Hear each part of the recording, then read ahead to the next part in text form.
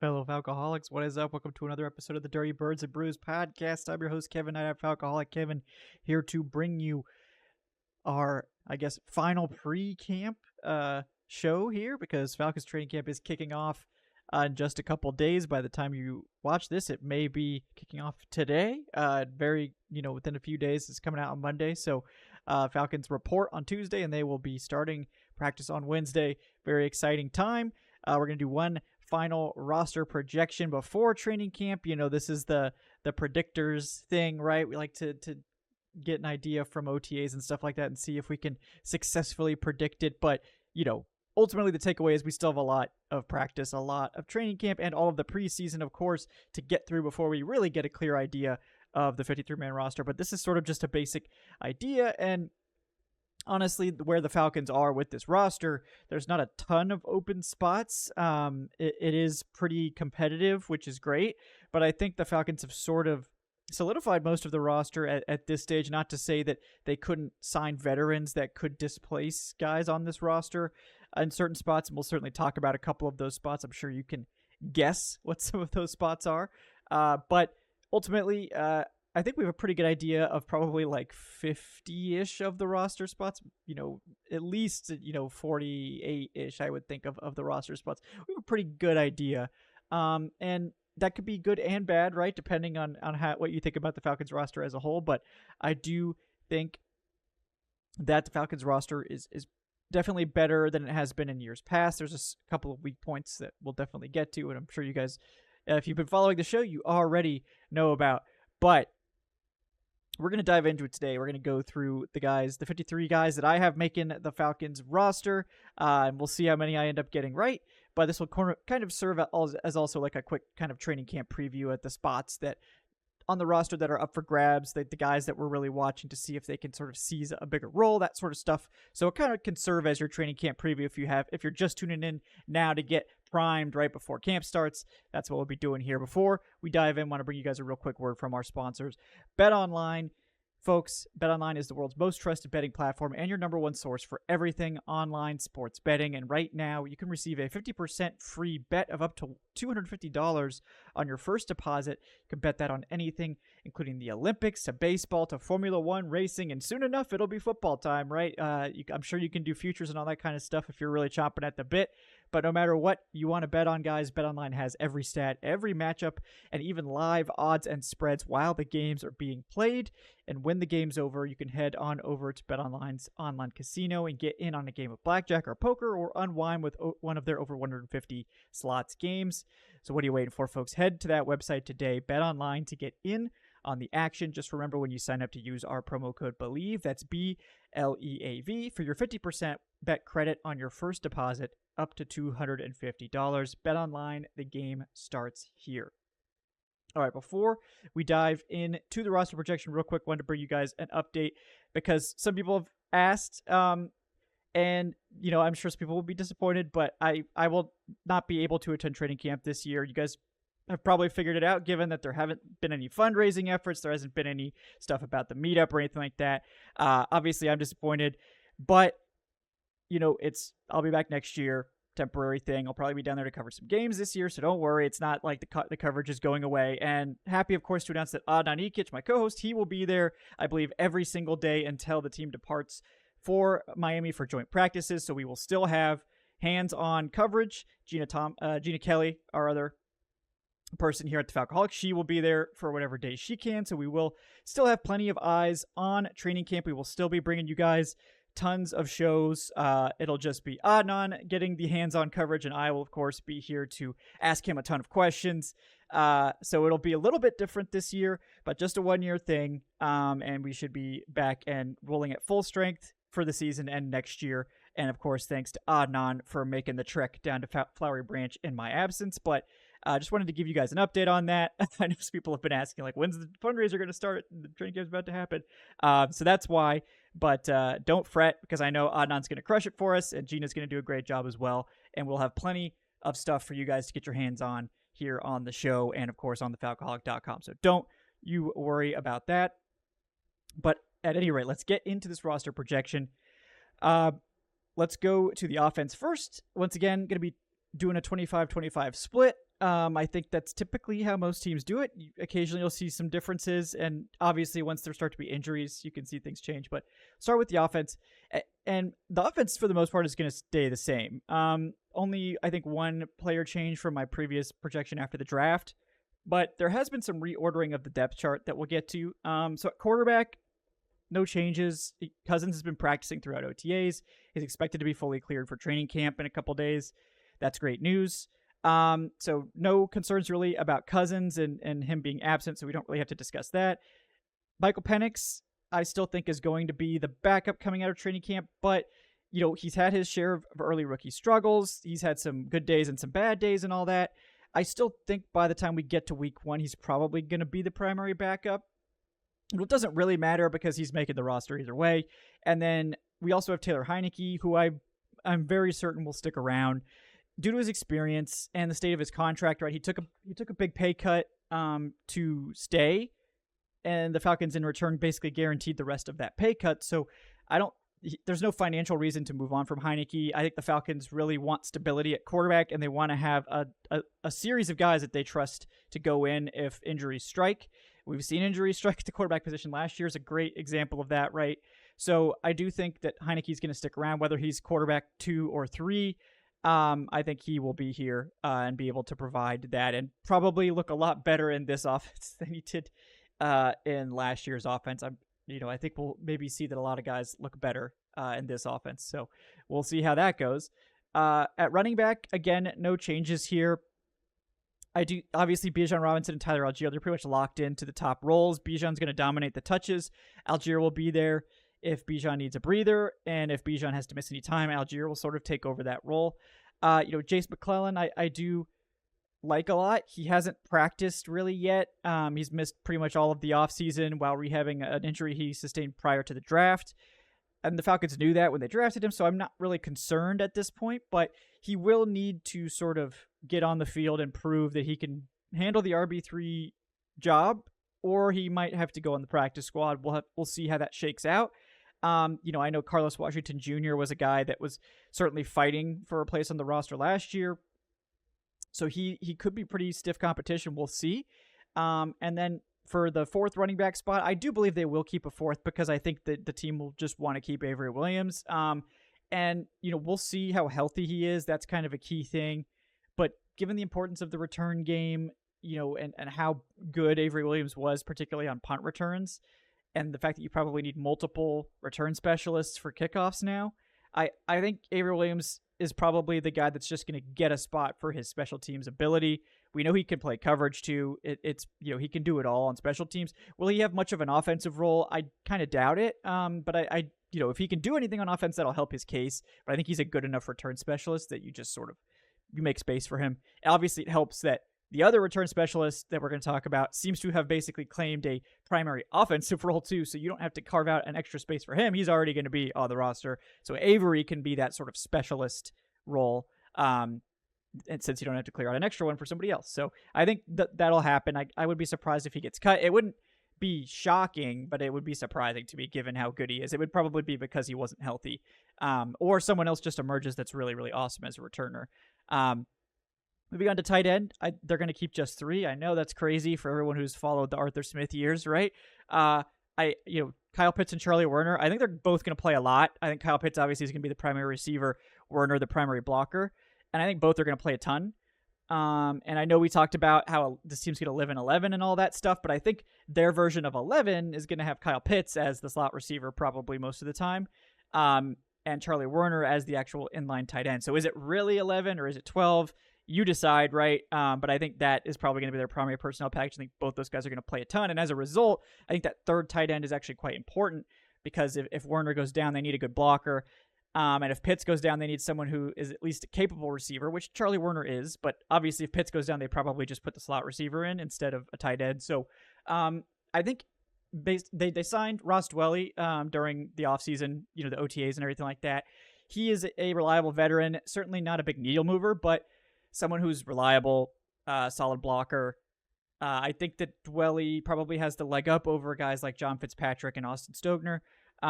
So I think I'm going to give the edge to Dwelly at this point, but we'll see. I still like John Fitzpatrick. I have hope that he could do it, but we need to see it. Like, this is the camp that he's going to have to earn that spot or he's going to be off the roster. So definitely interested to see if Fitzpatrick can sort of take over or if it's just going to go to Dwelley by default because he's the veteran. So interested to see how that plays out. And wide receiver is very interesting. I think this year it's one of the years where there's actually not a ton of intrigue for like the last wide receiver spot unless something really changes. But the Falcons replaced almost this entire receiving core except for like 2 guys. And it's like, oh, there's not a lot of intrigue about guys changing their spots. And the reason for that is because rookie Casey Washington has basically exploded onto the scene, dominated, and been the most impressive of all the like young receivers that are there. So he seems like his roster spot. He's a heavy favorite already, I would say, for that roster spot. And then the Falcons added 3 additional receivers that you think are all going to have a great chance to make the roster, right? Darnell Mooney obviously is making it as the sort of wide receiver 2. Raymond McLeod, who is the return specialist I referenced earlier, he has emerged as the top slot receiver. He has been playing ahead of Rondale Moore. He's been taking the majority of snaps in the slot when they go to those 3 receiver sets. And the fact that he's probably their primary or secondary return option as well means that he's super safe, I would say. And, you know, he's got the history, obviously, with Ike Hilliard, the new wide receivers coach for Atlanta. So I think Ray McLeod, it surprised me that he sort of took over that job from Rondale Moore. We also know Moore has missed time with a hamstring injury, so it's possible that when Moore comes back, he might sort of gain some momentum there. But at this time, it seems like both Ray and Rondale are going to make it alongside Darnell Mooney. And if you add Casey Washington to the mix, that's already 5 guys, right? So the 6th spot, I mean, that one's probably the one that's up for grabs. I do think Kaderil Hodge, barring one of these young receivers really showing out, I think that it has to go to Hodge, right? Because he is a core special teams guy, one of the better special teamers on the roster.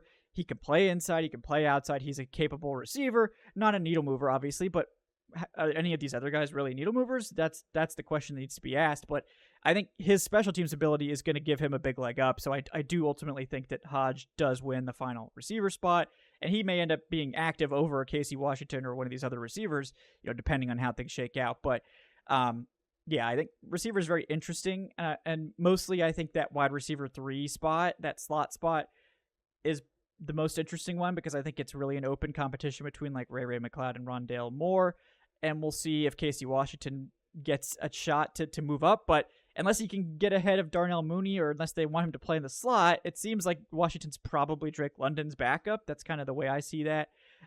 So very interesting, certainly, how that shakes out. But I think the receiver group, it is intriguing, but there's not a lot of like roster intrigue. It's probably more practice squad where I think there's like quite a few guys that are fighting over maybe 2 to 3 receiver spots on the practice squad that I think are all pretty interesting, and we'll see how that group shakes out too. But I'm not doing practice squad yet. I don't have enough intel on that to really make any sort of useful judgment.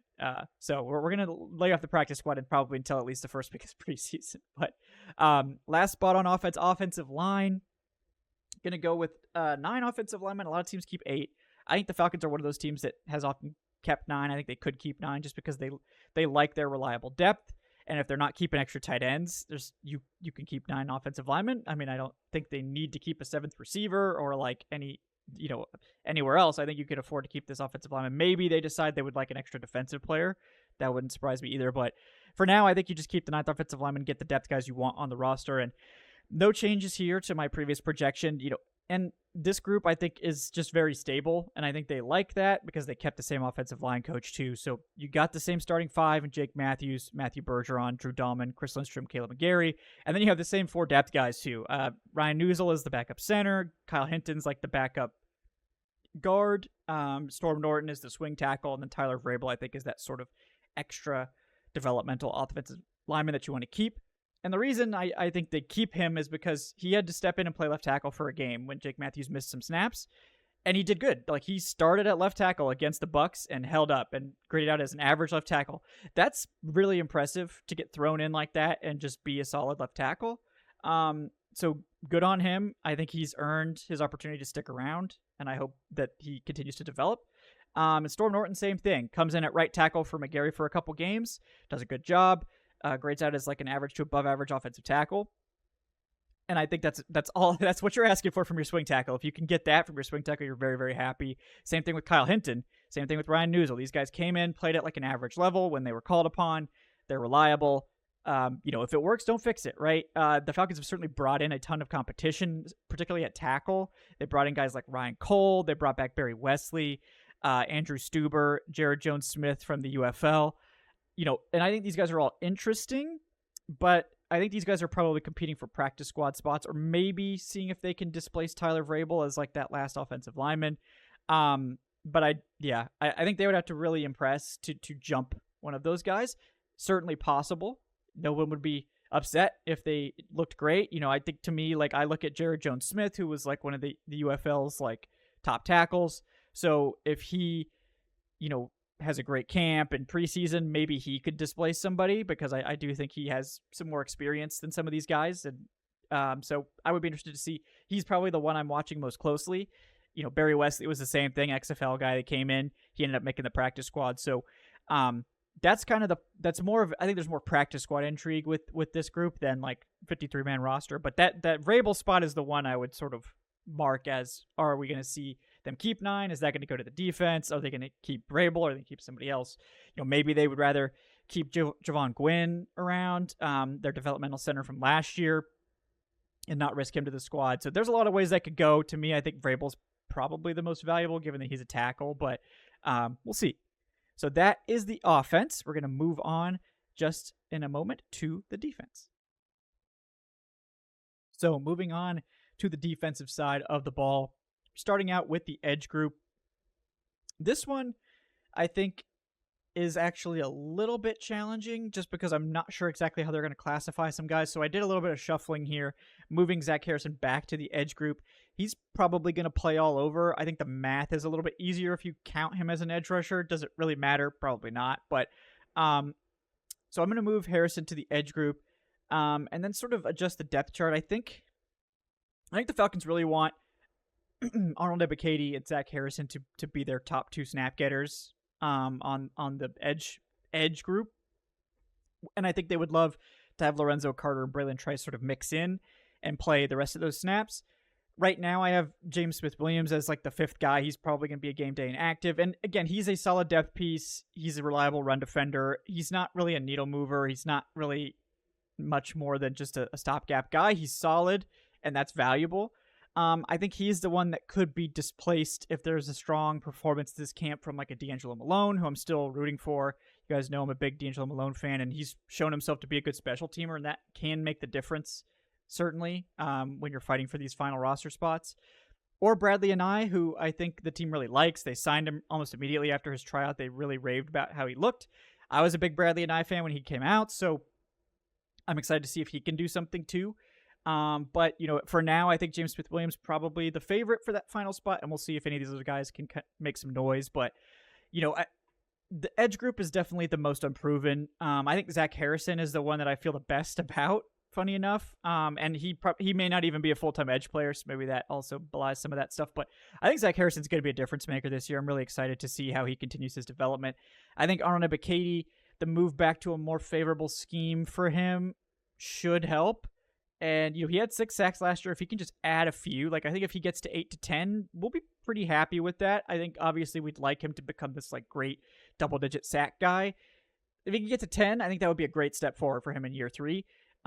Getting that double-digit sacks, playing well, being solid against the run. I think asking him to be more than solid against the run is a lot. He's a great pursuit player, but in terms of, point-of-attack stuff, that's just never really been his game. He's very sound at setting the edge, but he's not going to push a tackle back. Zach Harrison definitely can be more the run-focused guy. I think he can also do some stuff for you as a pass rusher, as we saw last year. I think Lorenzo Carter is just sort of that versatile jack-of-all-trades guy. He could drop into coverage, which the Falcons seem to like, so I wonder if they'll have him do that some. He can rush the passer. He defends the run well. He's a great third edge rusher, to have. He's not an impact pass rusher, so that's where he could eventually maybe lose time to Braylon Trice, who we know is a super productive pass rusher in terms of pressures. Trice's thing is he just didn't convert a ton of them into sacks. His pressure conversion rate wasn't amazing, but very pressure-heavy player, and I think he's just going to find his way onto the field. He's a day 2 pick, right? So it wouldn't shock me if Trice starts taking some of Carter's snaps throughout the year, and we'll see how that plays out. But this is a position, obviously, where the team could benefit from like a established veteran presence to be like one of their primary pass rushers, because it's a lot of, well, we hope that this guy can do this, and we hope that this rookie can take this step, and we hope that Zach Harrison's great, and we hope that Arnold Ebiketie can become like, that's a lot of hoping going on in this group. That's all we have right now, so we're just gonna have to hope for the best, right? Where we don't have to hope too much is in the interior defensive line, which I think is the strongest position group on defense. It's really fantastic. I think Grady Jarrett and David Onyemata, fingers crossed, Jarrett should be good to go for training camp. That was the report we got at the end. The report was that he could have potentially practiced in mandatory minicamp. They decided to just wait until training camp, but he should be good to go. It'll probably take him some time to get back to full strength. Hopefully over the course of training camp in the preseason, he'll be closer. But David Onyemata's back. He was amazing last year. And when Jarrett and Onyemata were playing together healthy, this was one of the best groups in the NFL, and it was really covering up a lot of the limitations of the edge group. So very excited to see those two back together. And the Falcons added a bunch of guys here, right? Ruka Rororo, we'll see what he can do as a rookie. I think he's going to play a lot on early downs because that's sort of where he is the most experienced. Very sound, very good technical run defender. The pass rush is where he just kind of needs to learn a plan, needs to learn more moves, needs to get a little bit bigger probably. Finish bulking up his frame because he has an outstanding frame. There's no doubt about that. But I would temper your expectations for a Rororo as like a pass rusher. But I think as a run defender, he's definitely going to be a plus, and he's going to play. So as that will help. He's going to get on the field, play base downs, maybe be able to take some snaps off of the plate of Onyemata and Jarrett because he's going to be able to handle those rundown snaps.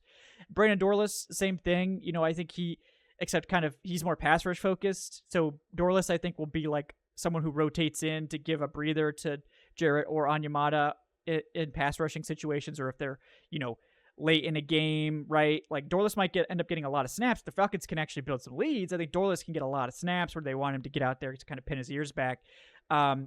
Dorlus he defended the run well in college. He's a little bit of a tweener for the NFL level, so we'll have to see how quickly he's able to like bulk up and add the power to stop the run at the NFL level.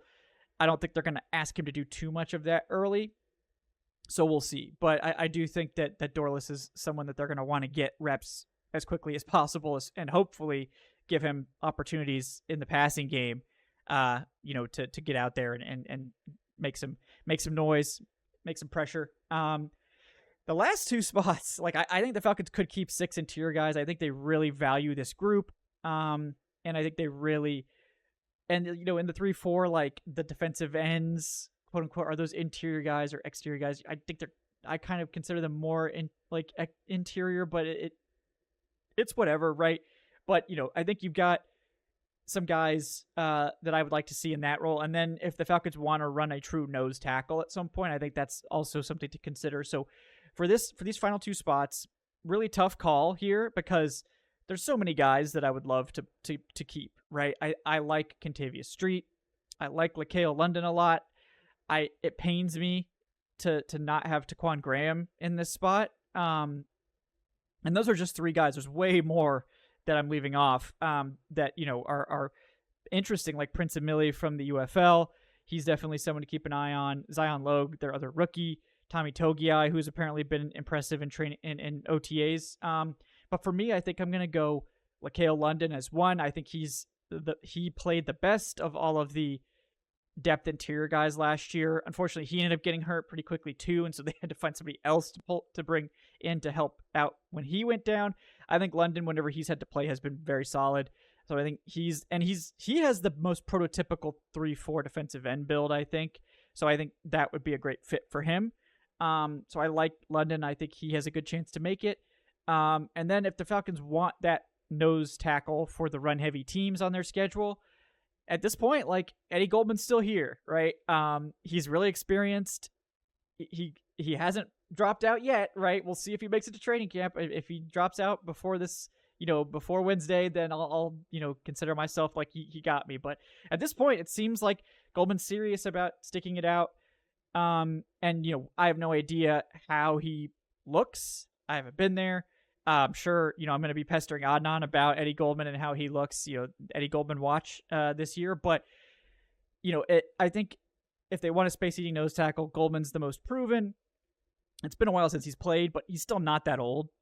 He's really just not that old. I think he's going to be 29 this year or something like that. So it's not like he can't. And if he's kept himself in football shape and they haven't cut him, right? I mean, if he was completely not ready to hack it, they probably would have just moved on and not bothered to keep him on the roster. But, Goldman, it's going to be Goldman versus Zion Logue, basically, and probably Tommy Togiai working into that battle as well. I think Goldman, if he's really into it and wants to stay and all that stuff, I think he's got a good shot at winning that job. So I have him in there, but that's a tough one. I think these are the toughest two spots to predict on the entire roster. Assuming they even keep 6 interior guys, they might only keep 5. So we'll see how that shakes out. But I'm interested certainly to see what they decide. But these are my 2 guys for now, and we'll see how that develops over the course of camp. Moving on to linebacker. This one's really easy. I think these 4 are basically, you can write them down in pen right now. Caden Ellis, Troy Anderson, Nate Landman, J.D. Bertrand, right? I don't really think there's too much intrigue with the other guys on the roster. I think those guys were solid, practice squad guys they had last year. I don't really think they're going to cut J.D. Bertrand for either of those guys. The intrigue at this position, of course, is like, who is the other starter next to Caden Ellis? How much 3 linebacker do we actually see? I know we heard in a press conference over the past month or two that, it might be that, Caden Ellis, Troy Anderson, and Nate Landman are 3 of our top 11 defensive players. We want them all out there, so we'll find a way to do it. And maybe that means Caden Ellis is playing more actual stand-up edge rusher type stuff like Sam. He is a college edge rusher. He was an edge rusher in college. He's done it before. He's effective, right? I think he had 7 sacks with the Saints before the Falcons signed him. He didn't really get to do that at all last year because after Anderson went down, he had to basically take over the middle linebacker role. Whereas Nate Landman, I think he's basically that interior linebacker only, inside linebacker only. Anderson can do anything he wants. I hope that they find one spot for him and just let him learn that before they ask him to do any crazy stuff. But how they distribute those snaps, where those guys line up, I think that is very interesting. I think that's really the intrigue with this group. Not who's going to make the roster, how the snaps are divvied up and how the depth chart looks. And even J.D. Bertrand, it seems like they really like him. They may even try to find some ways for him to get involved. He's a good pass rusher as well. So we'll see how that shakes out. But I think this is a really strong group, kind of underrated. And a lot of it obviously hinges on whether Troy Anderson is ready to start and play well. But if he is, I think this group could end up being one of the backbones of the team that really helps out, the lack of edge rush, because they can get some extra pass rush from Caden Ellis because Troy Anderson is ready to take on the Mike linebacker role. Caden Ellis can kind of be free to do whatever. That's the hope. We'll see if that pans out. A lot of hoping going on with this defense, but we're all used to that, right? All right, we got a couple more positions to get through. Cornerback, still going to keep 6. One minor change to this depth chart, but I think this is the group with the biggest potential for change in one of the starting positions. I think right now, Clark Phillips III seems to be in the lead for outside corner 2. Mike Hughes is his competition, but I think we'll see. I think one of these guys needs to sort of solidify themselves as that outside corner 2. Or I think we could see Antonio Hamilton get a shot. And, this is not to denigrate Clark Phillips or Mike Hughes or anybody, but I think if one of those guys doesn't seize control of that job and be this is the guy we want, I think they'll put Antonio Hamilton in. Because I think Antonio Hamilton did do that with the Cardinals last year and look like a very competent outside cornerback on a bad defense. And that's not easy to do. When that defense is bad and you're still playing well, that's really impressive. So I think, I still think it's going to be Clark Phillips. I like Clark Phillips a lot. And I think Mike Hughes is a solid depth piece, especially more on the outside. But I think Antonio Hamilton's the one I would watch. If there's a big surprise, it would be that Antonio Hamilton ends up starting opposite Terrell week 1. But right now, Antonio Hamilton's working as D. Alford's backup in the slot. I think they're kind of cross-training him there so he can be their primary depth guy on game day. And, I think other than that, this group's pretty settled, especially the top 5. I think Mike Hughes, we know he can play special teams and all that too. And I think he's a better outside corner, so we're hoping for better things there, right? The sixth corner spot, whether they keep 6 corners or 5 safeties, that's kind of an open question. I've generally leaned towards 6 corners, but if the Falcons add a veteran at corner or safety, that will probably determine where this last spot goes. But to me, I think right now it seems like Anthony Johnson, the second-year cornerback, who was drafted, I think, by the Packers last year or something like that. He seems to have been the one that's kind of stood out and has risen up the depth chart. He joined the team during OTAs after a tryout.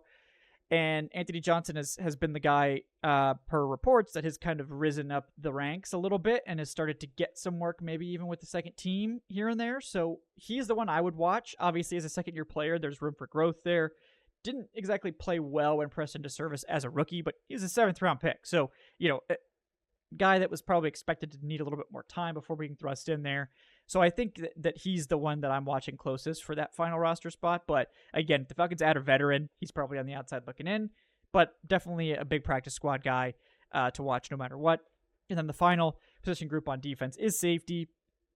And this one I think it's lost a little bit of its luster because I think DeMarco Helms has kind of just taken control of the second safety spot.